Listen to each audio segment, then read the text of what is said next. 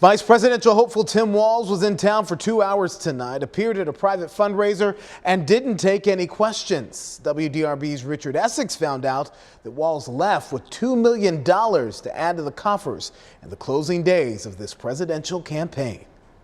Democrat Governor Tim Walz and Vice Presidential hopeful is in Louisville for a fundraiser. The campaign is not saying exactly where they're holding this fundraiser. Super exciting.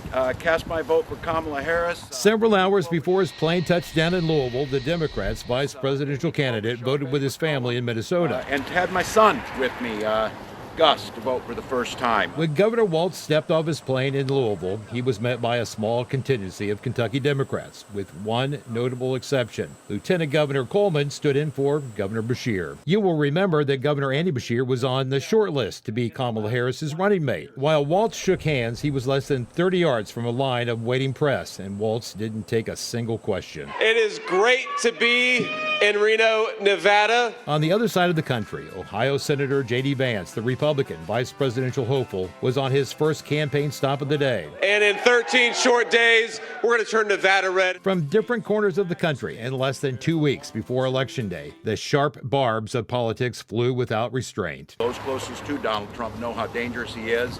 The desire of Donald Trump to wish he had generals like Adolf Hitler had. But in the name of a far-left, lunatic, progressive idea, we are destroying girls' sports in this country. It's going to have ramifications far beyond just athletic competition. The election is just right around the corner in 2 weeks.